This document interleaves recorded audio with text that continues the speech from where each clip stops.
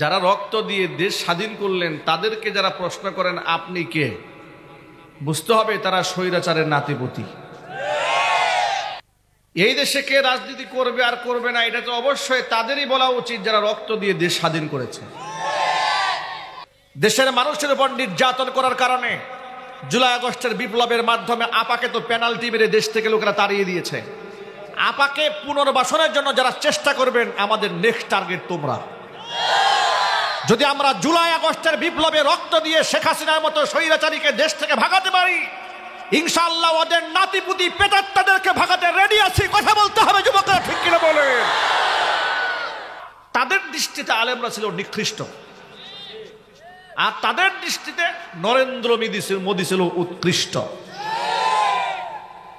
আলেমরা তাদের দৃষ্টিতে ছিল সন্ত্রাসী, গুন্ডা, মাস্তান, খুনি, যার দরুন আলেমদেরকে ডান্ডা বেরি পরিয়ে তারা আদালতে তুলে আলেমদেরকে লাঞ্ছিত, অপমানিত করেছে।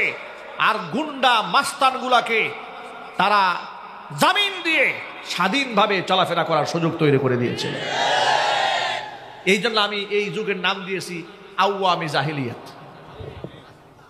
কথা বলেন, ঠিক কিনা বলেন? আমার কি এই শব্দ চয়নটা ভুল হয়েছে? আওয়ামী জাহিলিয়াত, ঠিক কিনা বলেন?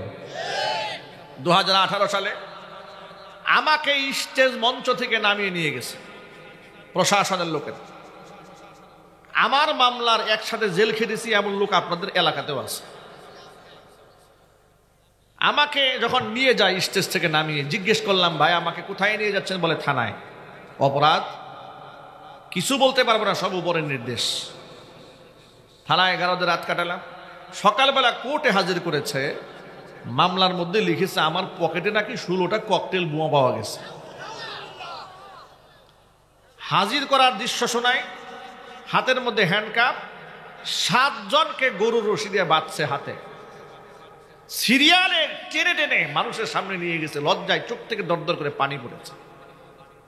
আলেমদের সাথে এখনো আচরণ যারা করেছে, এমন নিকৃষ্ট আচরণ ফেরাউনও করে নাই যে আচরণ শেখ হাসিনা করেছে। আপনি বলবেন হুজুর কেন? ফেরাউন তো মুসা আলাইহিস সালাতুর উপর নির্যাতন করেছে। আপনাদেরকে বলবো, ফেরাউন ছিল কাফের, কাফের হইয়া সে মুসলমান নবীর উপর নির্যাতন করেছে।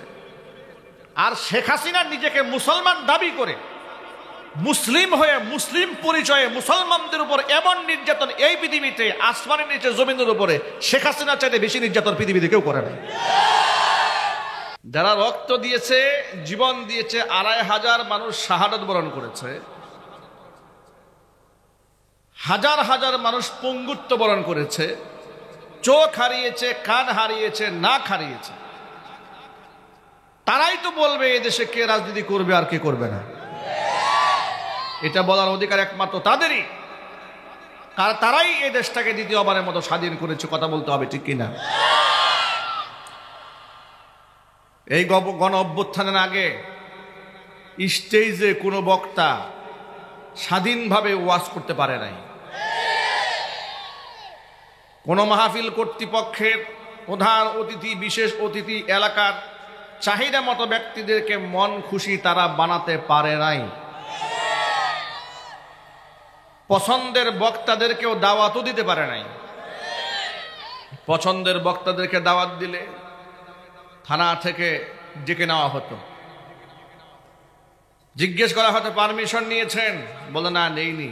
পারমিশন ছাড়া মাহফিল করেন, এত বড় সাহস আপনার? স্যার তাহলে পারমিশন দেন। পারমিশন তো দেওয়া যাবে না, এই বক্তার নাম কাটো। কি আছে না নাই? বক্তার নাম কাটো, বাদ দিয়ে দাও। এরপরে বলতেন অতিথিকে, বলতে যে অতিথি উনি বিএনপির রাজনীতির সাথে জড়িত, এটা কাটো। এটা কি জামাতের সাথে জড়িত, এটা কাটো। এই সমস্ত আচরণের প্রতিশোধ হলো আজকে একটা আওয়ামী লীগ নাই। এই যে দেখছেন না, খালি বিএনপি, চতুর্দিকে বিএনপি, চতুর্দিকে বিএনপি। এর কারণ একটা, তারা যদি 16 বছরে আপন আপন জায়গায় সবাইকে সম্মান দিয়ে চলতো, তাহলে তাদের গাঠি বুসকা গুল করে এইভাবে চোরের মতো পালাতে হইতো না। এই পোস্টারে তাদের নাম থাকতো। কথা বলেন ঠিক কিনা বলেন? এরা এদেরকে পোস্টার থেকে তাড়িয়ে দিয়েছে, আর এই দেশের মানুষ ওদেরকে দেশ থেকে তাড়িয়ে দিয়েছে। আল্লাহ তাআলা আমাদেরকে আজকে সুন্দর একটি স্বাধীন বাংলাদেশে কোরআন সুন্নাহ থেকে কথা বলার পরিবেশ তৈরি করে দিয়েছেন। আমরা হৃদয়ের গভীর থেকে মহান আল্লাহ রব্বুল আলামিনের দরবারে আলিশানে শুকরিয়া আদায় করছি। জবান ছেড়ে দিয়ে সকলে একযোগে বলছি আলহামদুলিল্লাহ। যুবকদেরকে প্রস্তুতি নিয়ে থাকতে হবে। যুবকেরা রেডি আছে তো ইনশাআল্লাহ? সাহস আছে, শক্তি আছে? কার কার আছে? তো হাত দেখতে চায়। আল্লাহ কবুল করেন, জোরে খান আমিন। এই জন্য আমি নাম দিয়েছি আওয়ামী জাহিলিয়াত। আওয়ামী জাহিলিয়াতের সময় একেবারে নিজের দল ছাড়া, দলীয় লোক ছাড়া কোনো সুযোগ সুবিধা বুক করে দেওয়া হতো না। ১৫০০ বছর আগে উকুবা ইবনে আবি মুঈত সত্যকে মেনে নিয়েছিল। মক্কার বিশিষ্ট ব্যক্তিদের নামের তালিকা করার পরে আল্লাহর নবীর নাম সে বাদ দিতে পারে নাই, যদিও সে অমুসলিম ছিল। আল্লাহর হাবিবকে দাওয়াত দেওয়ার পরে নবীজি সেই দাওয়াত গ্রহণ করলেন। এমনকি নির্ধারিত তারিখে উকুবা ইবনে আবি মুঈতের বাড়িতে নবীজি গিয়ে হাজির হয়ে গেলেন। শত শত মানুষ দস্তরখানায় বসেছে, সবার সামনে হরেক রকমের খাবার সরবরাহ করা হয়েছে। নবীজির সামনে খাবার দেওয়া হলো। আল্লাহর হাবিব উকবাকে ডাক দিয়ে বলছে, উকবা, আমি তোমার মেহমান, তুমি আমার মেজবান, অবশ্যই তুমি আমার সম্মান রক্ষা করবে। তখন উকবা বলে, নিশ্চয়ই, কেন নয়, নিশ্চয়ই আপনার সম্মান আমি অবশ্যই রক্ষা করব। নবীজি এবার উকবাকে ডাক দিয়ে বলে, উকবা, আমি ততক্ষণ পর্যন্ত তোমার দেওয়া খাবার গ্রহণ করব না, এটা আমি খাবো না, যতক্ষণ না পর্যন্ত তুমি কালিমার ঘোষণা দিয়ে মুসলমান না হয়ে যাবে। নবী সাহাবায়ে কেরাম রাদিয়াল্লাহু তাআলা আনহুম আজমাইন, তারা হচ্ছেন আমাদের জীবনের আমালের নমুনা এবং মডেল। নবী করিম সাল্লাল্লাহু আলাইহি ওয়াসাল্লাম আমাদের জন্য অনন্য এক অসাধারণ ব্যক্তিত্ব, আমাদের জন্য চূড়ান্ত পর্যায়ের আদর্শ। মুহাম্মদ রাসূলুল্লাহ সাল্লাল্লাহু আলাইহি ওয়াসাল্লামের আদর্শ মেনে আমরা এই পৃথিবীতে বাঁচতে চাই। হুজুরের আদর্শ মেনেই দুনিয়া থেকে বিদায় হতে চাই। কিয়ামতে রাসূলের মহব্বত নিয়ে, হুজুরের শাফাত পেয়ে আমরা নবীজি সাল্লাল্লাহু আলাইহি ওয়াসাল্লামের সাথে জান্নাতে যেতে চাই। আল্লাহ যেন কবুল করেন। যে সমস্ত ভাইরা মাহফিলে এসেছেন, মাইকের আওয়াজ বাহিরে যাচ্ছে, অসংখ্য মায়েরা বোনেরা আমাদের বক্তব্য শুনতে পাচ্ছেন। এখানে কিছু তরুণ প্রজন্মের ভাইরা আছে, আমি তাদেরকেও লক্ষ্য করে কিছু কথা বলবো। আমরা আল্লাহ পাকের কোরআন থেকে কথা বলছি। আল্লাহর কোরআনের চেয়ে দামি কথা, আল্লাহর কথার চেয়ে দামি কথা এই পৃথিবীতে কি আর হতে পারে? আপনারা লক্ষ্য করেছেন, গোটা দুনিয়ার সাধারণ নিজাম হচ্ছে সম্মানিত ব্যক্তিরা কথা বললে মানুষ চুপ থাকে, ঠিক না ভাই? এমপি মন্ত্রী যখন কথা বলেন তখন সাংবাদিকরা পিংপতং নীরবতার সাথে কথাগুলো শোনেন। প্রাইম মিনিস্টার কথা বললে আরো গভীর মনোযোগ সহকারে শোনেন। সাধারণ এমপি মন্ত্রী প্রাইম মিনিস্টার কথা বললে যদি আপনারা এত গুরুত্বের সাথে শোনেন, কোরআনে কারিমের কথাগুলো তো আল্লাহ পাকের, আল্লাহর কথার চেয়ে দামি আর কথা হয় না। সুতরাং সেই কথাটা সর্বোচ্চ সম্মানের সাথে আমরা শুনব। আমরা কোরআন যা আমাদেরকে বাস্তবায়ন করতে বলেছে সেটা আমরা বাস্তবায়ন করব। কোরআন যে সমস্ত কাজ থেকে আমাদেরকে নিষেধ করেছে আমরা সেই কাজ থেকে নিজেদেরকে বিরত রাখবো। আমরা বলি ইনশাআল্লাহ। যুবকেরা, ১৫০০ বছর আগে আল্লাহ রাব্বুল আলামিন ৪টি কাজকে শয়তানের নাপাক কর্মকাণ্ড বলেছেন। কয়টি কাজকে? ৪টি জিনিস শয়তানের নাপাকি হিসেবে আল্লাহ তাআলা উল্লেখ করেছেন। সূরা মাইদার মধ্যে আল্লাহ রাব্বুল আলামিন দ্ব্যর্থহীন ভাষায় বলছেন, ইয়া আইয়ুহাল্লাযীনা আমানু, হে ঈমানদারগণ, ইন্নামাল খামরু, নিশ্চয়ই মদ, ওয়াল মাইসিরু, এবং জুয়া, ওয়াল আনসাব, মূর্তি, ওয়াল আজলাম, ভাগ্য নির্ধারণকারী তীর, এই ৪টি জিনিস হচ্ছে রিজসুম মিন আমালিশ শাইতান, শয়তানের নাপাক কর্মকাণ্ড। ফাজতানিবুহু, এই ৪টি জিনিস অবশ্যই তোমাদের পরিহার করতে হবে। তোমাদের ছাড়তে হবে মদ, ছেড়ে দিতে হবে জুয়া, ছাড়তে হবে মূর্তি, ছাড়তে হবে ভাগ্য নির্ধারণকারী তীর। এই চারটি জিনিস যদি তোমরা ছাড়তে পারো, লাআল্লাকুম তুফলিহুন, সফলতার চূড়ান্ত পর্যায়ে তোমরা পৌঁছে যাবে। শয়তান তোমাদেরকে এই মদ জুয়ার মাধ্যমে তোমাদের মুহাব্বত নষ্ট করতে চায়। ইন্নামা ইউরিদু শাইতানু আইয়ুকিআ বাইনাকুমুল আদাওয়াতা ওয়াল বাগদাআ ফিল খামরি ওয়াল মাইসির। মদ এবং জুয়ার মাধ্যমে শয়তান তোমাদের মধ্যে শত্রুতা, বিদ্বেষ তৈরি করতে চায়। আপনারা বলেন তো প্রিয় ভাই, মদ এবং জুয়া মানুষের মধ্যে মুহাব্বত তৈরি করে না বিভেদ তৈরি করে? বিভেদ তৈরি করে। মানুষের মধ্যে ভালোবাসা তৈরি করে না শত্রুতা তৈরি করে? এ কথা কে বলছেন? আল্লাহ বলছেন, আইয়ুকিআ বাইনাকুমুল আদাওয়াতা ওয়াল বাগদাআ ফিল খামরি ওয়াল মাইসির ওয়া ইয়াসুদ্দাকুম আন যিকরিল্লাহ। আল্লাহর জিকির থেকে তোমাদেরকে বাধা প্রদান করে। সুতরাং তোমরা যদি এই মদ এবং জুয়া ছাড়তে পারো, চূড়ান্ত সফলতা তোমাদের আসবে।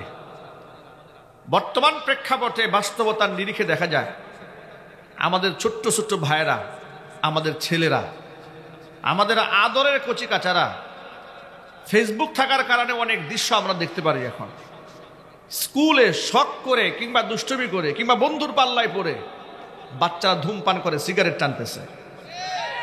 এটাকে আবার মোবাইলে কাভারেজ করা হয়, ভিডিও ধারণ করে সোশ্যাল মিডিয়াতে ছেড়ে দেওয়া হয়। অনলাইনের টিকটকে, লাইকি অ্যাকাউন্টে, ফেসবুকে, বিভিন্ন জায়গায় তারা এগুলো ছেড়ে দেয়। অনেক সময় গল্পের ছলে এটা করে, অনেক সময় দুষ্টুমি করে, অনেক সময় সিরিয়াসলি এটা করে। মনে রাখবেন, যত ইয়াং ভাইয়েরা এখানে বসে আছে, তোমাদেরকে বলি, পৃথিবীর কোনো মদখোর মায়ের গর্ভ থেকে মদখোর হয়ে আসে নাই। পৃথিবীর কোনো হেরোইন খোর মায়ের গর্ভ থেকে হেরোইন খোর হয়ে আসে নাই। কোনো গাঁজাখোর মায়ের গর্ভ থেকে গাঁজাখোর হয়ে আসে নাই। এই সমাজের বন্ধু বান্ধবরা এদেরকে গাঁজাখোর বানিয়েছে। ঠিক কিনা বলেন? আমি 2 বছর আগে পাবনাতে হেমায়েতপুর মেন্টাল হসপিটালের পাশে আমার একটা মাহফিল ছিল। একেবারে পাগলা গারদের সামনে বড় একটা মাঠ ছিল, সেখানে মাহফিল। দাওয়াত গ্রহণ করে এলাকায় যাওয়ার পরে যখন দেখলাম পাবনা মেন্টাল হসপিটাল, স্বভাবতই মনের মধ্যে একটা শখ জাগলো যে ছোট্ট যখন ছিলাম তখন টেলিভিশনে দেখতাম যে পাগলদেরকে শিকল টিকল দিয়ে বেঁধে রাখে। বাস্তবেই পাগলা গারদে পাবনায় পাগলরা কেমনে থাকে দেখার খুব শখ হলো। আমরা গেটে ঢুকলাম, দায়িত্বরত ব্যক্তিরা আমাদেরকে প্রথমে চেহারা দেখে তো চিনতে পেরেছে। তারা বললেন, হুজুর টাইম তো ওভার হয়ে গেছে, সাধারণত বিকালে 4টার পরে আমরা এখানে লোকজন অ্যালাউ করি না, কিন্তু আপনি যেহেতু আসছেন আমাদের মেহমান, চলেন আমরা ভিতরের ওয়ার্ডগুলো আপনাকে ঘুরে ঘুরে দেখাই। তা আমরা সফর সঙ্গ 3-4 জন ছিলাম, সেখানে ঢুকলাম। ঢুকার পরে আমরা বেশ কিছু ওয়ার্ড ঘুরে দেখলাম। ঘুরে দেখার পরে একটা ওয়ার্ডে গেলাম, সেখানে দেখি খুব সুন্দর চেহারার একটা ছেলে, অল্প বয়সের, আনুমানিক বয়স 18 থেকে 20 বছর হবে এরকম। আমাকে দেখার পরে আমাকে সালাম দিলেন, আমাকে বললেন, হুজুর আমি কিন্তু আপনার ভক্ত, আপনার ওয়াজ শুনি। পাগল। তা আমি খুব হতবাক হয়ে গেলাম, পাগলা গারদের মধ্যে পাগল আমার ওয়াজ শোনে, এটা কেমন কথা? ইনি আমাকে বললেন, হুজুর আমি পাগল নই, অল্প কিছুদিন আগে আমার বাবা মা আমাকে শিকল দিয়ে বেঁধে এখানে দিয়ে গেছে, কিন্তু মূলত আমি পাগল নই। আমি বললাম, তাহলে কোন প্রবলেমের কারণে আপনার বাপ মা আপনাকে পাগলা গারদে দিয়ে গেল? সে বলছে, আমি একটু নেশা করতাম।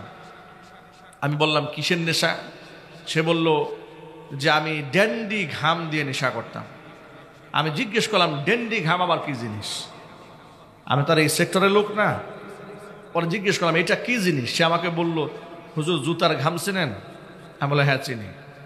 ওই জুতার ঘাম এটা দিয়ে এক প্রকারের নেশা তৈরি করা হয়। এটা পলিথিনের মধ্যে ঢুকাইয়া কিভাবে যেন তারা এটা নেশা করে। তখন সে আমাকে বলল যে আমি এই নেশা করতে করতে এমন বাজে একটা অবস্থা হয়ে গিয়েছিল, এটা না নিলে আমি এমন উন্মাদনা ঘরের মধ্যে সৃষ্টি করতাম যে নিজে হাত দিয়া ঘুষায় দেয়াল ভেঙে ফেলার চেষ্টা করতাম। আমার বাবা মা লাস্টে বিরক্ত হয়ে আমাকে নিয়ন্ত্রণ করতে না পেরে শিকল দিয়া বেঁধে আমাকে পাবনা দিয়ে গেছে চিকিৎসার জন্য। আমি তাকে কৌতূহল বশত জিজ্ঞেস করলাম, আচ্ছা আপনাকে এই যে ঘাম দিয়া যে নেশা করে এটা আপনাকে শেখালো কে? এটা আমি প্রশ্ন করলাম।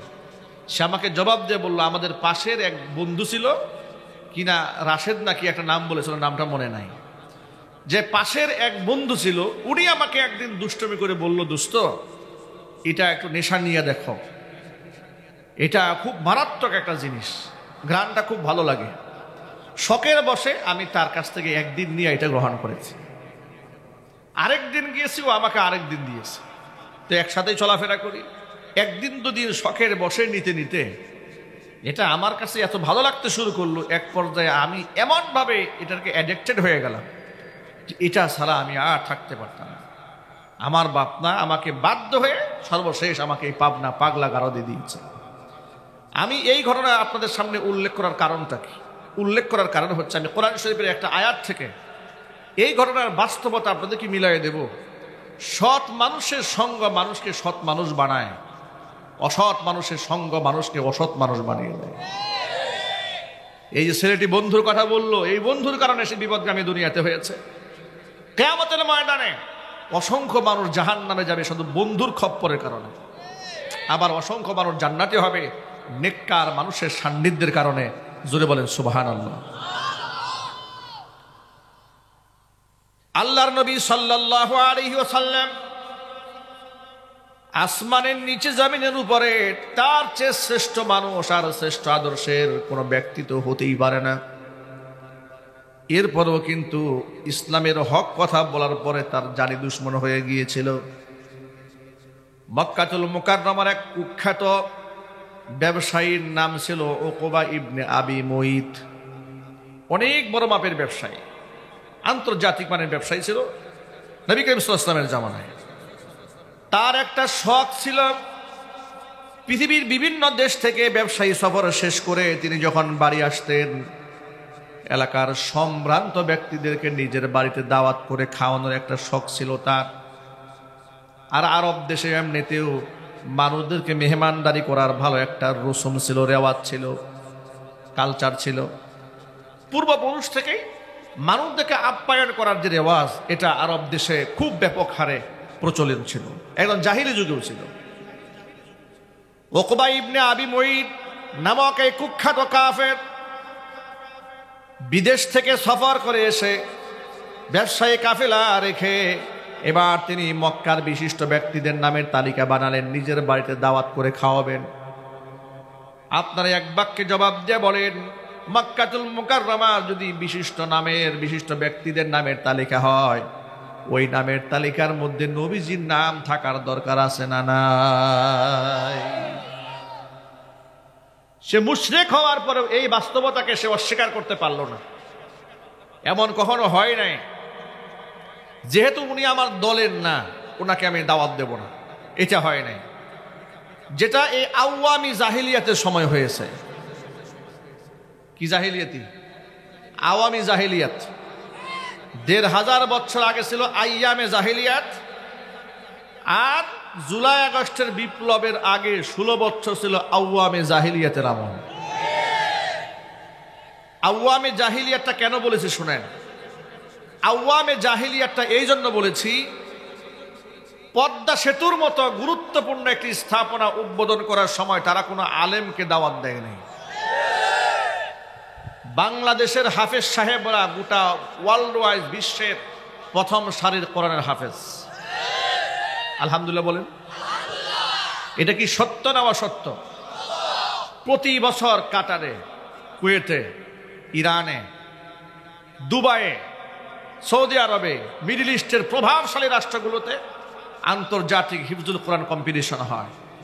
শত শত রাষ্ট্রের হাফেজ সাহেবদের সাথে কম্পিটিশন করে গরিব দেশের মায়ের সন্তানেরা, কলিজার টুকরা ছেলেরা ৩০ পারা কোরআন হাফেজ হয়ে বিশ্ব কম্পিটিশনে যে দেশে কোরআন নাজিল হয়েছে সে আরব ভাষী মানুষের সামনে দাঁড়িয়ে তাদের সন্তানদেরকে পিছনে ফেলে গরিব মায়ের সন্তানরা ফার্স্ট ক্লাস ফার্স্ট হয়ে যায়। অথচ এমন জাদ্রেল হাফেজ কোরআন থাকার পরে পদ্মা সেতু উদ্বোধন করতে গেল ওরা, একজন হাফেজ সাহেব ওরা নিয়ে যায় নাই। হাফেজ সাহেব না নিয়ে এমন ব্যক্তিকে দিয়ে কোরআন তেলাওয়াত করিয়েছে, তার তেলাওয়াত শুনে কতবার যে শয়তান গলায় দড়ি দিয়েছে তার কোনো ঠিক নাই।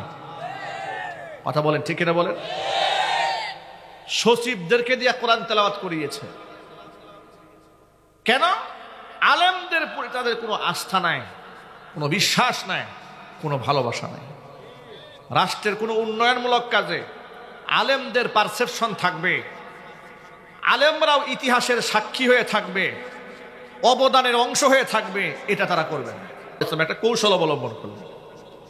তুমি যদি কালিমা পড়ে মুসলমান হও তাহলেই তোমার খাবার গ্রহণ করব, এর আগে খাবার গ্রহণ আমি করব না। উকবা ইবনে আবি মুইত মনে মনে ভাবলেন, আমার বাড়ির মেহমান খাবার না খেয়ে উঠে যাবে, এটা আমার জন্য বড় লাঞ্ছনা, বড় গঞ্জনা, বড় লজ্জা। আমার বাড়ির মেহমান খাবার না খেয়ে যেতে পারেন না। নবীজি সাল্লাল্লাহু আলাইহি সাল্লামকে খুশি করার জন্য, মেহমানের সম্মান রক্ষা করার জন্য শত শত মানুষের সামনে উকবা ইবনে আবি মুইত পড়ে নিলেন, লা ইলাহা ইল্লাল্লাহু মুহাম্মাদুর রাসূলুল্লাহ সাল্লাল্লাহু আলাইহি ওয়াসাল্লাম। উকবা ইবনে আবি মুইত ইসলাম ধর্ম গ্রহণ করেছে, সংবাদ চতুর্দিকে ছড়িয়ে পড়ল। এই উকবার এক কুখ্যাত বন্ধু ছিল রাসূল পাক সাল্লাল্লাহু আলাইহি ওয়াসাল্লামের জানি দুশমন, তার নাম ছিল উবাই ইবনে খালফ। এই উবাই ইবনে খালফের কানে যখন আওয়াজ গেল যে উকবা ইসলাম ধর্ম গ্রহণ করেছে, এটা শুনে উবাই রাগে গুসায় তেলে বেগুনে জ্বলে উঠেছে। উকবাকে ডেকে বলছে, উকবা শুনলাম তুমি নাকি ধর্মান্তরিত হয়েছো, তুমি নাকি বাপদাদা ধর্ম ত্যাগ করেছো। উকবা বলছে, দেখো আমি ইসলাম ধর্ম গ্রহণ করেছি, মুহাম্মদ সাল্লাল্লাহু আলাইহি ওয়াসাল্লাম যেহেতু আমার বাড়ি মেহমান হয়েছিলেন, আমি মেহমানের সম্মানার্থে ইসলাম ধর্ম গ্রহণ করেছি। উবাই ইবনে খালফ বলছে, তুমি কোন সিচুয়েশনে, কোন অবস্থার প্রেক্ষিতে ধর্মান্তরিত হয়েছ ওই গল্প আমি শুনতে চাই না, আমি শুধু তোমার কাছে প্রশ্ন রাখতে চাই, তুমি কি আমার সাথে বন্ধুত্ব টিকায় রাখতে চাও কিনা। উকবা ইবনে আবি মুইত উবাই ইবনে খালফকে বলছে, অবশ্যই তোমার সাথে বন্ধুত্ব আমি অটুট রাখতে চাই। যদি আমার সাথে বন্ধুত্ব টিকায় রাখতে চাও, কাল বিলম্ব না করে মুহাম্মদ সাল্লাল্লাহু আলাইহি ওয়াসাল্লামের বাড়ি যাও, তার কাছে গিয়া বলবে, ও মুহাম্মদ তোমার কালিমা তোমাকে আমি ফিরাই দিয়ে গেলাম। এ কথা বলার সাথে সাথে মুহাম্মদের মুখের মধ্যে থুতু নিক্ষেপ করে দিয়ে আসবে। কপাল পুরা। উকবা ইবনে আবি মুইত বলছে, দুষ্ট, তোমার মনস্তুষ্টি কামনায়, তুমি যে আমার বন্ধু, আমার ভুজুম ফ্রেন্ড, তুমি আমার একান্ত সাদিকুন হামিম, তোমার দাবি, তোমার কলিজা ঠান্ডা করার জন্য আমি এই কাজটাই করব। নাউযুবিল্লাহি মিন যালিক। যে নবীর চেহারা দেখলে ইমানের সাথে এবং ইমানের সাথে মারা গেলে জান্নাত ওয়াজিব। সুবহানাল্লাহ। কোন এইরকম একটা নিয়ামত ইমানের সাথে দেখবে, ইমান নিয়ে দুনিয়া থেকে মারা যাবে, জান্নাত ওয়াজিব। রাসূল পাক সাল্লাল্লাহু আলাইহি ওয়াসাল্লামকে স্বপ্নে দেখলেও আল্লাহর হাবিবের শাফাত ওয়াজিব হয়ে যায়। চিল্লাবেন আল্লাহু আকবার। এমন একজন রসুলকে চোখের সামনে পাওয়ার পরে একমাত্র বন্ধুর ওয়াসওয়াসা শুনে কত বড় অপকর্মের জন্য সে রাজি হয়ে গেল। নবীজি সাল্লাল্লাহু আলাইহি ওয়াসাল্লামের সামনে গিয়ে বলছে, মুহাম্মদ তোমার কালেমা তোমারে ফিরিয়ে দিলাম। এ কথা বলে হুজুরের চেহারার মধ্যে উকবা ইবনে আবি মুইত থুতু নিক্ষেপ করে দিয়েছে। নবীজি এত কষ্ট পেলেন, এত আঘাত পেলেন, নিজের শরীরের টুকরা টুকরা করে ফেলে দিয়েছিল। কাফেরেরা বদদুয়া করেন নাই। তাইফের ময়দানে ক্ষত বিক্ষত হয়েছেন, তিনটি জায়গার মধ্যে নবীজি বেহুশ হয়ে গিয়েছিলেন, কিন্তু বদদুয়া করেন নাই। কিন্তু এই জায়গায় হুজুরের চেহারার মধ্যে থুতু নিক্ষেপ করেছে আর কালিমা প্রত্যাখ্যান করেছে। ধর্ম অবমাননা করার কারণে আল্লাহর নবী তার বিরুদ্ধে কঠিন ভাষায় একটা বদদুয়া করে দিয়েছিলেন আর বলে দিয়েছিলেন, সেদিন বেশি দূরে নয়, তোমার দেহ থেকে লাঞ্ছিত অপমানিত হইয়া তোমার কল্লাটা আলাদা হয়ে যাবে। কোরআন মাজিদের মধ্যে আল্লাহ রাব্বুল আলামিন সূরা ফুরকানে ঘটনার বিবরণ দিয়ে এই ব্যাপারে আল্লাহ তাআলা আয়াত নাজিল করে বললেন, ويوم يعض الظالم على يديه يقول يا ليتني اتخذت مع الرسول سبيلا يا ويلتى ليتني لم أتخذ فلانا خليلا لقد أضلني عن الذكر بعد إذ جاءني وكان الشيطان للإنسان خذولا আল্লাহ পাক বলেন ওয়ায়াউমা ইয়া'আদ্দুজ জালিম, কিয়ামতের দিন জালেম আফসোস করে নিজের হাতের চামড়া নিজের দাঁত দিয়া কামড়ায় ছিঁড়ে ফেলবে। এই জালেম নিজের হাতের চামড়া কামড়াবে আর বলবে ইয়া লাইতানি ইত্তাখাযতু মা'আর রাসূলি সাবিলা, আহারে আফসোস আমার জন্য, সেদিন যদি আমি রাসূলের সাথে পন্থা অবলম্বন করতাম, যদি নবীর সাথে আমি পথ চলতাম তাহলে আমার কপালটা কত ভালো হয়ে যেত। লাকাদ আদাল্লানি আনিয যিকরি বা'দা ইয জাআনি, আমার বন্ধু আজকে সে আমাকে সত্য পথ থেকে দূরে সরিয়ে দিয়েছে, অথচ হেদায়েত তো আমার কাছে চলে এসেছিল। ইয়া লাইতানি ইত্তাখাযতু মা'আর রাসূলি সাবিলা, আমি যদি রাসূলের পথ অবলম্বন করতাম, ইয়া ওয়াইলাতা লাম আত্তাখিয ফুলানান খালিলা, অমুককে যদি বন্ধু না বানাইতাম তাহলে আমার কপালটা আজকে ভালো হয়ে যেত।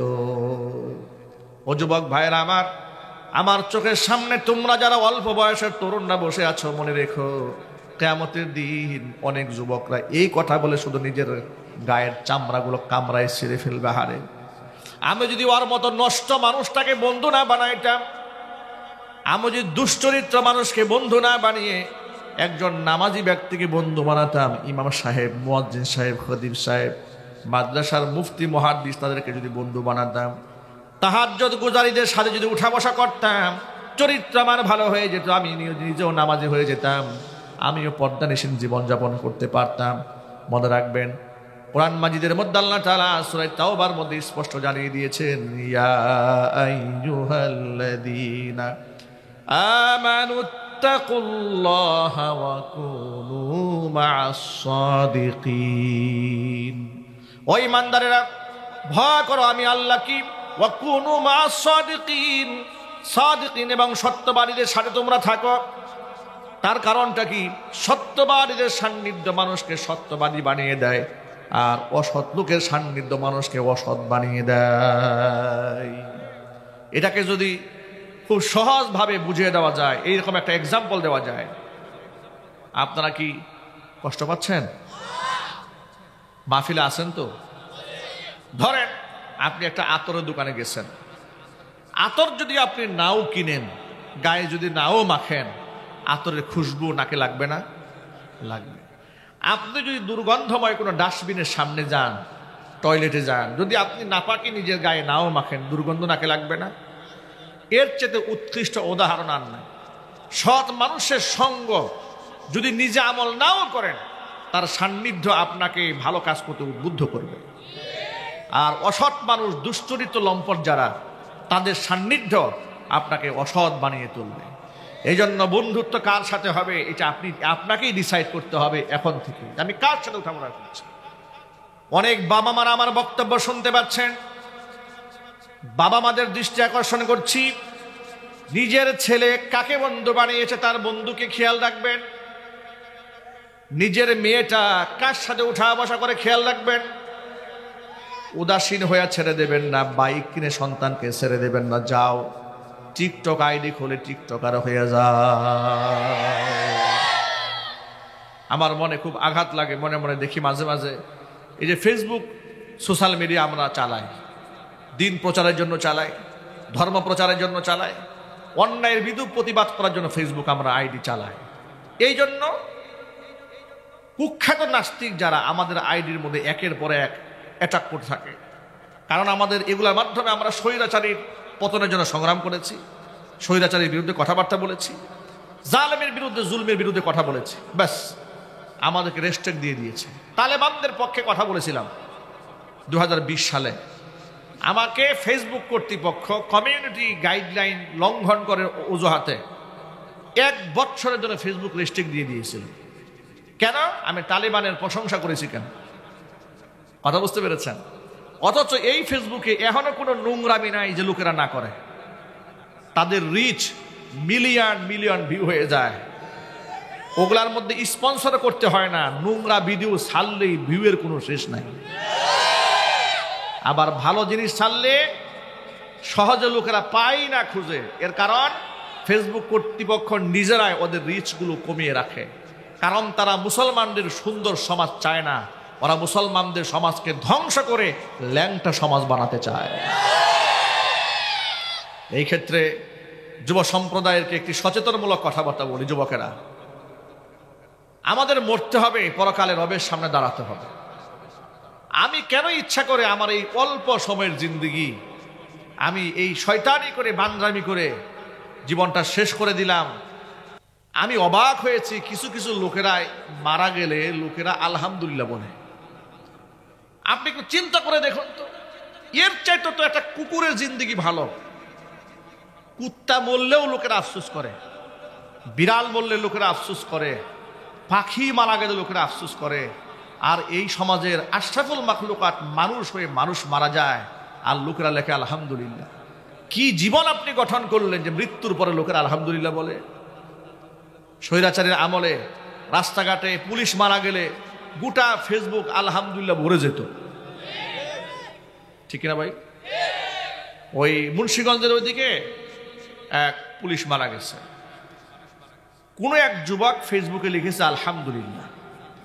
লেখার পরে থানা থেকে তারা ডেকে নিয়ে গেছে, বেটা আলহামদুলিল্লাহ লিখলি কেন? ওনাকে থানায় ডেকে নেওয়া হয়েছে, পুলিশ মারা যাওয়ার পরে আলহামদুলিল্লাহ উনি কেন বললেন? অথচ আলহামদুলিল্লাহ কেন সে বলেছে এটা তো আপনারা নিজেরাও জানেন, ঠিক না ভাই? নিরাপরাধ মানুষের পকেটের মধ্যে গাঁজা ঢুকাই দিয়া কোর্টে চালান করে দিয়েছে, ইয়াবা ট্যাবলেট ধরিয়ে দিয়েছে, 2 লাখ টাকা দে, না হয় তোর ইয়াবা সহ চালান করে দেব। করে নাই?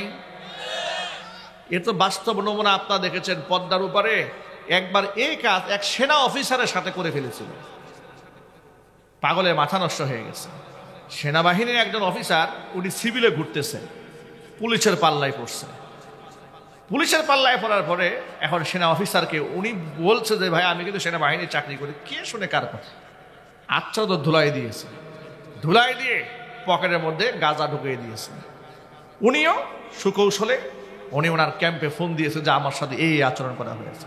পুরা মুহূর্তের মধ্যে গাড়ি ঘোড়া এসে থানার মধ্যে স্টাফ যেগুলো ছিল, আচ্ছা তোরা এমন ধুলাই দিয়েছে, ওর বাপদাদা 14 গোষ্ঠী নাম ভুলাই দিয়েছে। আচ্ছা, এইরকম আচরণ, আমি সব পুলিশ অফিসারকে খারাপ বলি না। পুলিশের মধ্যে নামাজি লোক আছে, ইমামদার লোক আছে, আল্লাহওয়ালা লোক আছে। যারা সৎ ইমামদার, আল্লাহ পাক তাদেরকে হায়াতে তয়্যিবা দান করে।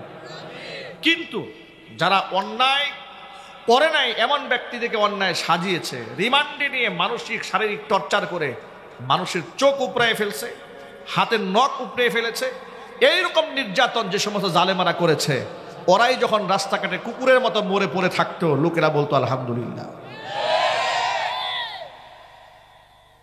ইয়াং ছেলেরা বাইক চালায়, কেউ বাইক চালায় খুব ঠান্ডা মাথায় প্রয়োজনে, আবার কেউ দেখবেন বাইক চালাচ্ছে না রকেট চালাচ্ছে, ঠিক নাই?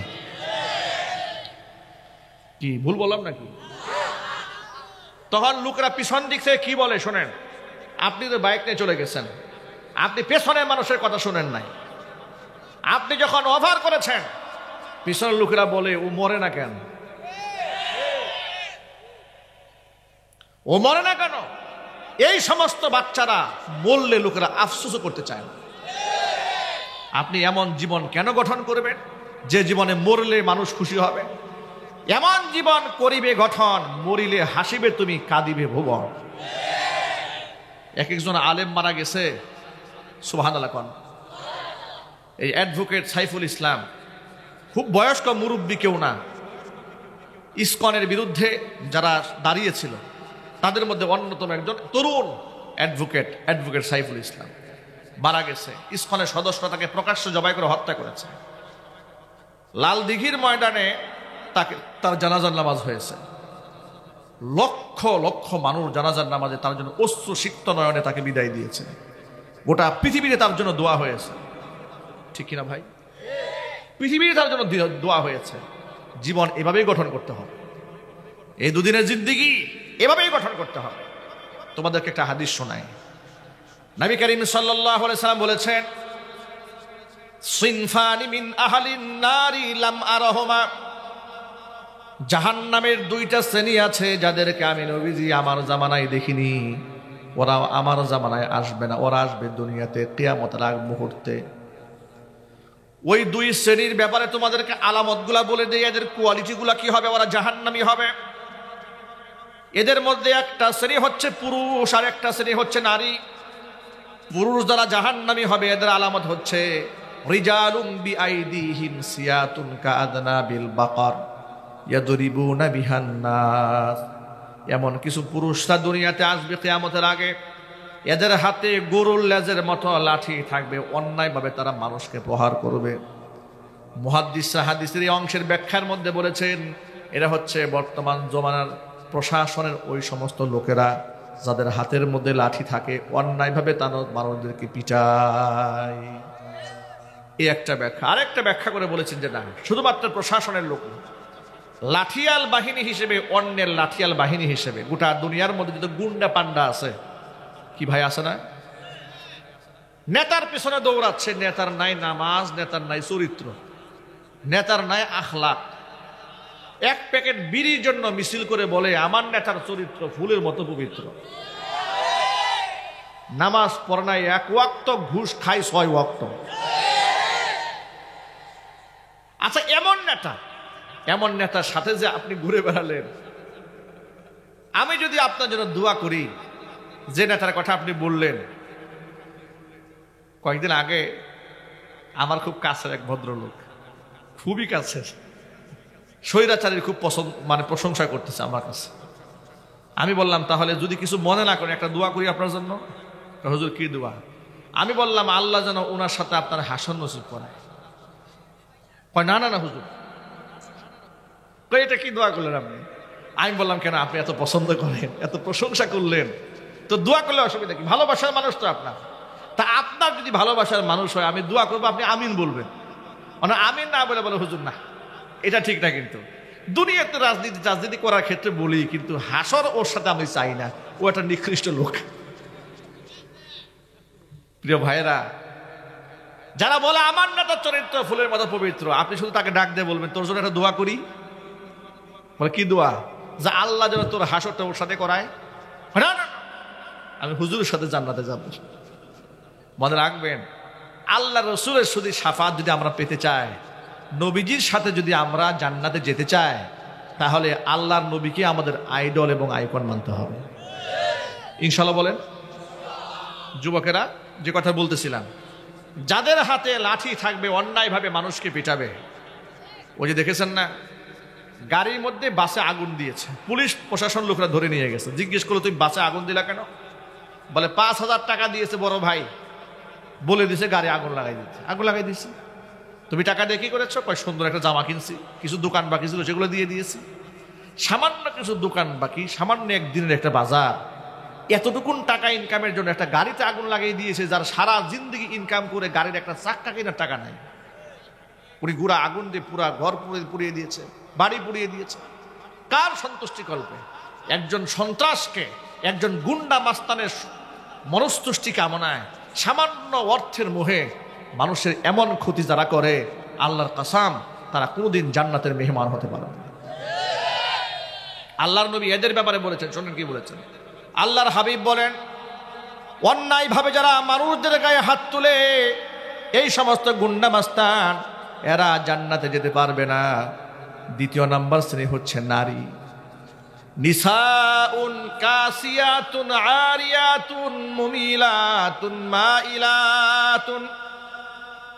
এমন কিছু নারীদের আবির্ভাব ঘটবে এই দুনিয়াতে, যাদের চাল চলন এমন হবে, এমন পোশাক তারা গায়ের মধ্যে পরবে, যে পোশাক পরার পরেও তারা উলঙ্গই থেকে যাবে। সাহাবায়ে কেরাম তো অবাক হয়ে গেলেন, পোশাক পরেও উলঙ্গ হয় কি করে? আমাদের তো আর এই ক্ষেত্রে অবাক হওয়ার কিছু নাই। আমরা তো জানি পোশাক পরেও কেমনে মানুষ উলঙ্গ থাকে। মুহাদ্দিসরা পোশাক পরে উলঙ্গ থাকার দুইটা ব্যাখ্যা কিতাবের মধ্যে তুলে ধরেছেন।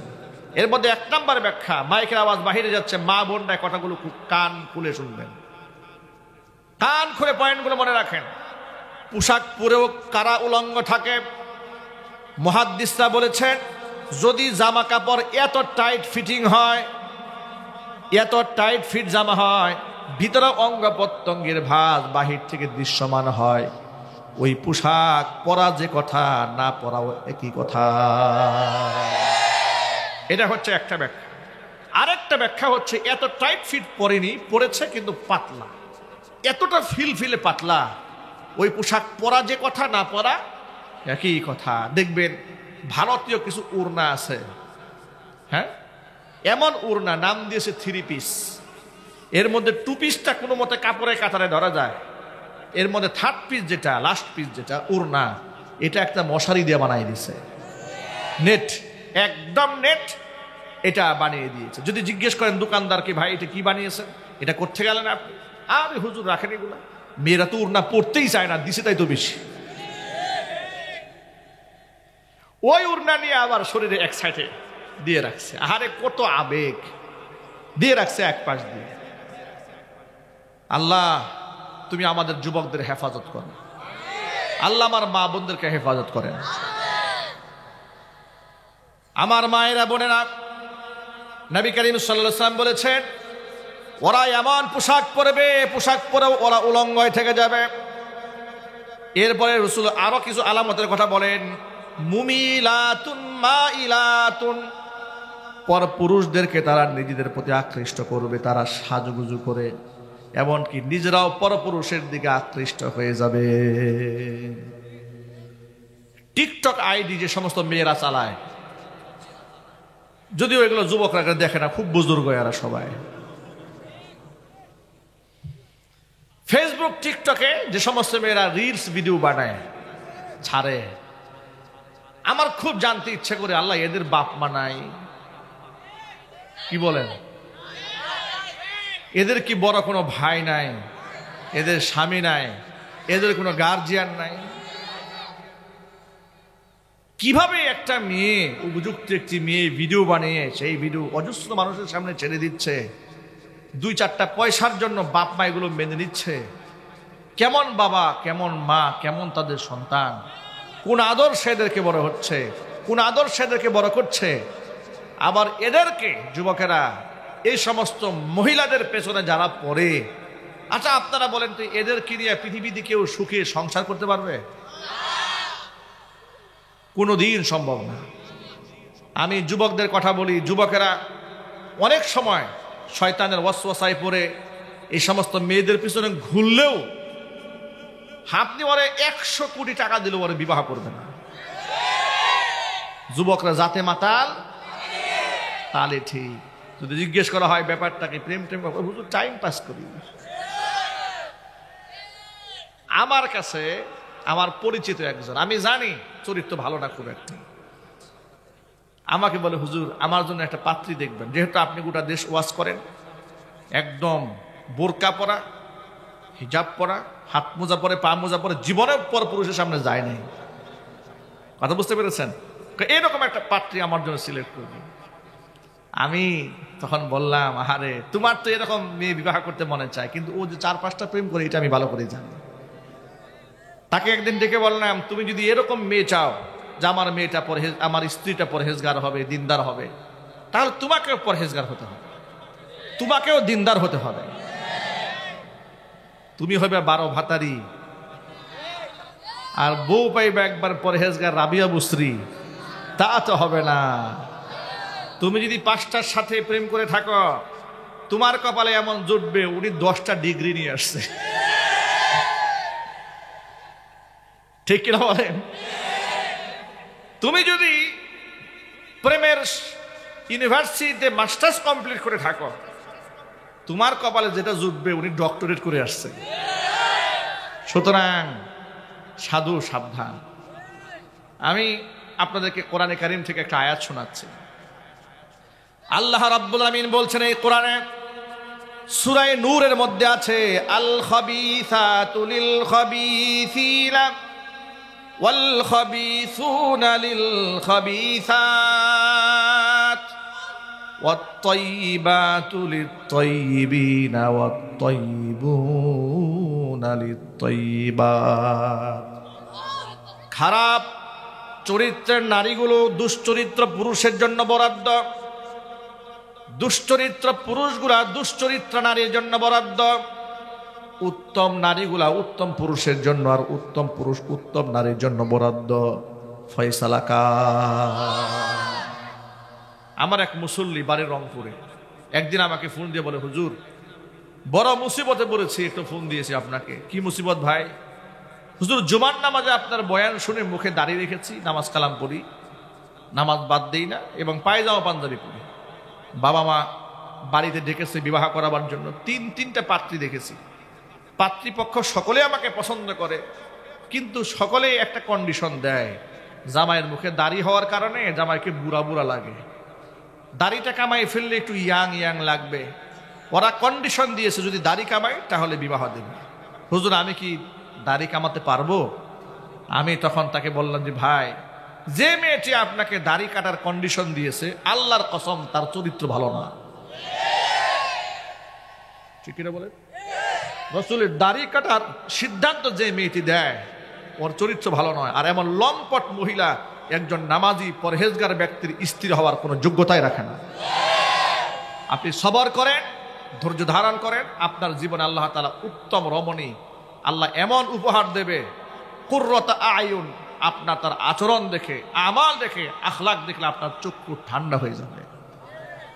যুবকেরা, এই জন্য আপনাদের প্রতি আমার বিনীত রিকোয়েস্ট, এখানে অনেক ছোট বাচ্চারাও আছে, এই জন্য অনেক লম্বা কথা বিস্তারিত বলা যাচ্ছে না, শুধু এতটুকুন বলবো, আল্লাহর পথে চলে আসো, আল্লাহ পাক তোমাদের সম্মান বাড়াই দেবে।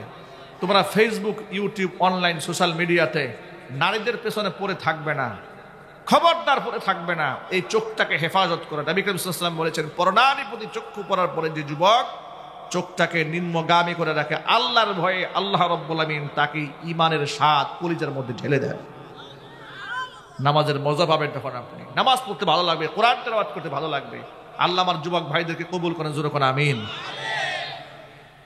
প্রিয় ভাইয়েরা আমার, আল্লাহর হাবিবের পরে বলেন মুমিলাতুন মাইলাতুন, ওই মেয়েদের চরিত্র হবে ওরা নিজেরা পরপুরুষের দিকে ঝুঁকে যাবে, আবার পরপুরুষদেরকে নিজের প্রতি আকৃষ্ট করবে। তৃতীয় নাম্বার, ওই সমস্ত মেয়েদের আলামত হচ্ছে রুউসুহুন্না কাআসনিমাতিল বুখতিল মাইলা, উটের কুজের মতো মাথার এই তালুর মধ্যে তারা খোপা বাঁধবে। এই খোপাটা বাঁধার পরে নিজেকে একটু কৃত্রিমভাবে লম্বা লম্বা ভাব তৈরি করবে, এরপর ওরা হাঁটতে থাকবে, ডানে বামে চুলটা খোপাটা একটু একটু দুলতে থাকবে। নবী করিম সাল্লাল্লাহু আলাইহি ওয়াসাল্লাম বলেছেন, এই চরিত্রের মহিলা যারা এই পৃথিবীতে আসবে কিয়ামতের আগে, এই নিকৃষ্ট মেয়েগুলো এবং ওই নিকৃষ্ট গুন্ডা ছেলেগুলা, লা ইয়াদখুলনাল জান্নাতা, ওরা জান্নাতে প্রবেশ করবে না, ওয়ালা ইয়াজিদিনা রিহাহা, জান্নাতের খুশবু পর্যন্ত ওরা নাকের মধ্যে পাবে না। অথচ ওয়া ইন্না রিহাহা লাতুজাদু মিন মাসিরাতি কাদা ওয়া কাদা, অথচ এত এত দূরত্ব থেকে জান্নাতের খুশবু জান্নাতীরা নাকে পাবে। অন্য একটা হাদিসের মধ্যে স্পষ্ট লেখা আছে, ওয়া ইন্না রিহাহা লাতুজাদু মিন মাসিরাতি 40 আমা, 40 বছরের দূরত্বের পথ থেকে জান্নাতবাসীরা জান্নাতের খুশবু নাকের মধ্যে পেতে থাকবে।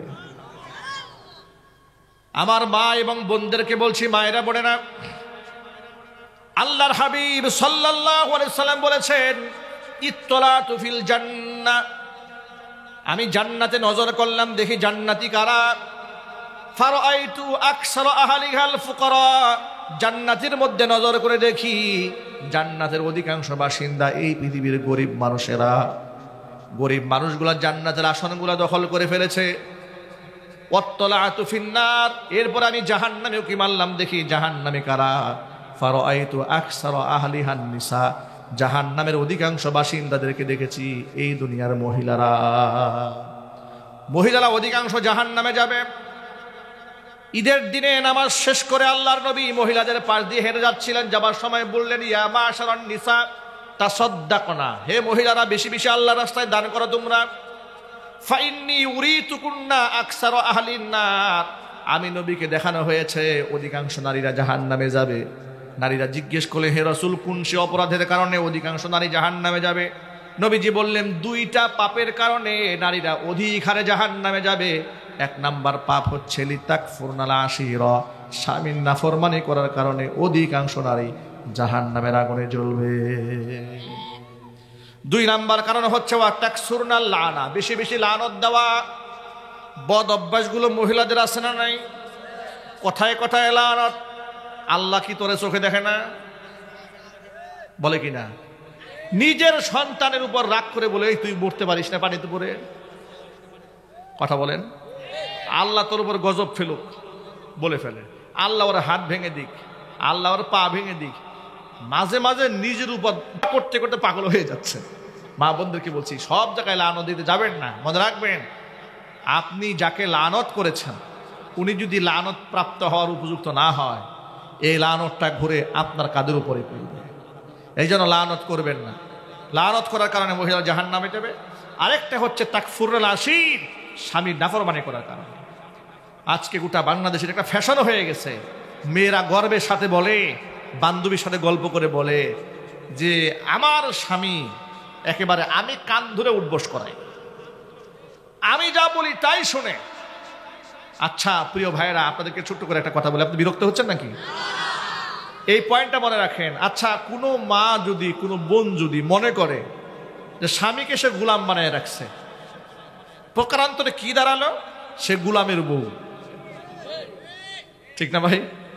ধরেন কোনো মহিলা বান্ধবীর সাথে গল্প করে বললো, আমার জামাইকে তো আমি গোলাম বানায় রাখছি, আমি যা বলি তাই হয়। প্রকারান্তরে রেজাল্ট কি দাঁড়ালো? উনি কার বউ? গোলামের বউ। আর যদি সে স্বামীকে সম্রাটের মতো মর্যাদা দিত, রাজার মতো মর্যাদা দিত, তাহলে সে হতো রাজরানী। ঠিক কিনা? এখন আপনি বলেন, আপনি কি রাজনারী হবেন না চাকরানী হবেন? এই সিদ্ধান্ত আপনার হাতে। এক নাম্বার কথা। দুই নাম্বার পয়েন্ট হচ্ছে, বিভিন্ন নাটক, সিনেমা, অসভ্য কালচার, পুরুষের প্রতি অশ্রদ্ধা মানুষকে শেখানো হচ্ছে। স্বামীর উপর চোখ রাঙিয়ে কথা বলা শেখাচ্ছে, স্বামীর উপর বাজে ব্যবহার করা শেখাচ্ছে, বাজি বিহার শেখাচ্ছে। এই জন্য এই ধরনের অশ্লীল নাপাক সিনেমা, নাটক, সিনেমা, ওয়েব সিরিজ থেকে নিজেকে বিরত রাখতে হবে।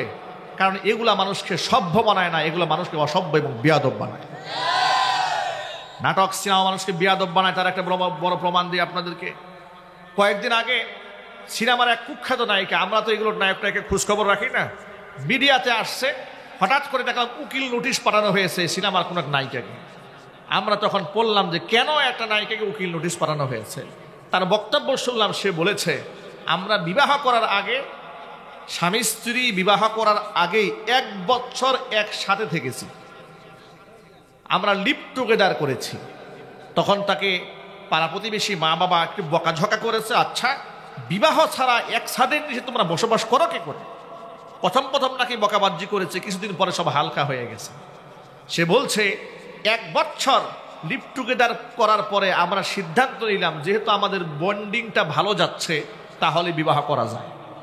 এই জন্য 1 বছর আগে অভিজ্ঞতা নিয়েছি। ঘিন্নার সাথে কোন নওজুবিল্লাহ। তাকে উকিল নোটিশ পাঠানো হয়েছে হাইকোর্ট থেকে, যে এই ধরনের জঘন্য কালচার, যা বাংলাদেশের সাথে যায় না, ইসলামিক কালচারেও যায় না, বাংলাদেশের যে সমাজ প্রেক্ষাপটে এর সাথে এই ধরনের জঘন্য কালচার যায় না। উকিল নোটিশ পাঠানো হয়েছে।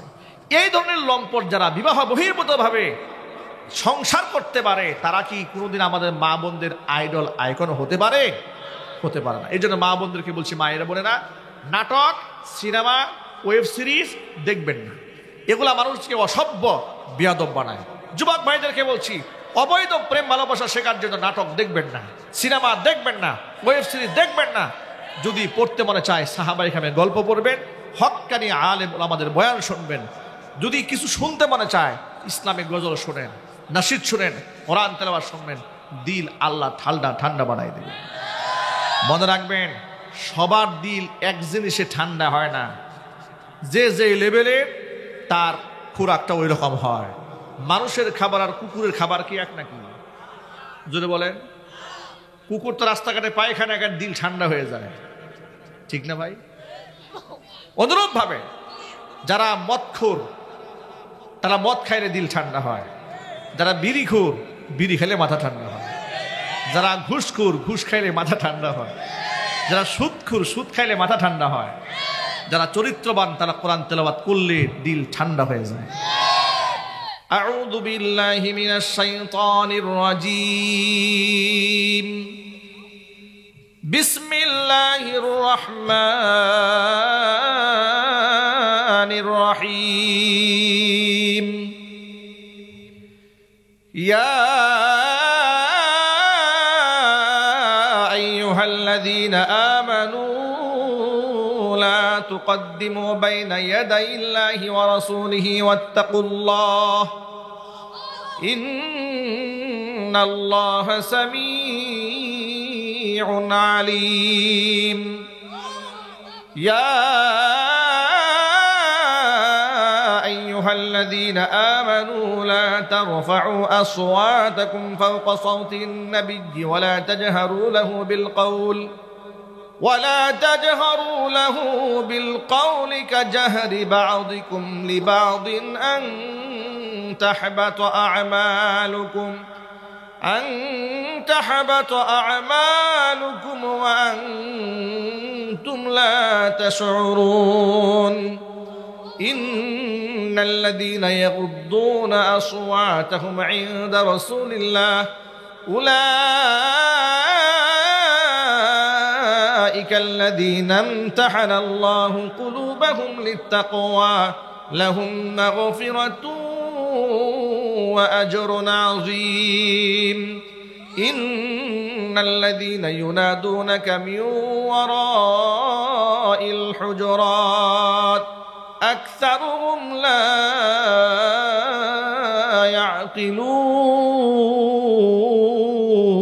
يعقلون صدق الله العلي العظيم আল্লাহু আকবার বলেন। ছাত্র জীবনে ধানমন্ডি জামে মসজিদে তারাবির নামাজ পড়াতাম, খতমে তারাবি। আমার একটা খুদে ভক্ত ছিল, প্রাইমারি লেভেল শেষ করে মাত্র হাই স্কুলে সম্ভবত ক্লাস 6-7-এ পড়ত। নামটা আমার স্পষ্ট মনে আছে, নাম তাওসিফুর রহমান। আমাকে একদিন এসে বলে, হুজুর তারাবির নামাজের মধ্যে আপনি যখন পড়েন আমার কাছে এত মজা লাগে, পুরা দুনিয়াটা ভুলে যায়, আমি নামাজে দাঁড়িয়ে থাকি। এমনকি আমি যখন মসজিদে বসে বসে পড়তাম দিনের বেলা রমজানে, ও মসজিদে আমার পাশে বসে থাকতো, অল্প বয়সের ছেলে বসে থাকতো। একদিন আমাকে এসে বলে, হুজুর আজকে তারাবির নামাজটা একটু তাড়াহুড়া করে 9টার মধ্যে শেষ করা যায় কিনা হুজুর? আমি বললাম কারণটা কি? হুজুর 9টার পরে সুন্দর একটা নাটক আছে। আমি বললাম কি ব্যাপার? বলে আপনার নামাজের প্রতি আমার এমন দুর্বলতা, নামাজ কোনোভাবেই ছাড়তে মন চাচ্ছে না, আবার নাটকটাতে চলে যাবে এটা তো ছাড়তে মন চাচ্ছে না। এটা স্পষ্ট আমার জীবনে মনে আছে। কোরআন এবং সুন্নাহর প্রকৃত নূরে যদি দিলকে আলোকিত করা যায়, নাটক, সিনেমা, গান এগুলো সব মোহাব্বত অন্তর থেকে এমনি দূর হয়ে যাবে, ঠিক না ভাই? এজন্য কোরআনমুখী হতে হবে। বলুন ইনশাআল্লাহ, বলেন ভাই ইনশাআল্লাহ। মা বোনদেরকে বলছি, মায়েরা বোনেরা বেশি বেশি দান সদকা করুন। স্বামীর নাফরমানি করবেন না, স্বামীর আনুগত্য করুন। স্বামীকে গোলাম বানিয়ে রাখবেন না, আপনি গোলামের স্ত্রী হবেন। স্বামীকে রাজার মর্যাদা দিয়ে রাখুন, আপনি রাজরানী হয়ে থাকবেন। আর স্বামীদেরকে বলছি, স্ত্রীদের সাথে খারাপ ব্যবহার করবেন না, দাস দাসীর মতো স্ত্রীকে মারধর করবেন না। যুবক ভাইদেরকে বলছি, যুবক ভাইরা 5 ওয়াক্ত নামাজি হয়ে যেতে হবে। আর আকীদার ব্যাপারে কোনো ছাড় নাই, কোনো কম্প্রোমাইজ করা যাবে না। আকীদা পরিষ্কার রাখতে হবে। গোটা উপমহাদেশে বদ আকীদা তৈরি হয়েছে। সন্তান না হলে লোকেরা মাজারে গিয়ে সেজদা দেয়, পীরের পায়ে সেজদা দেয়, পীরের কাছে সন্তান চায়, যা শিরিক এবং হারাম এবং কবিরা গুনাহ।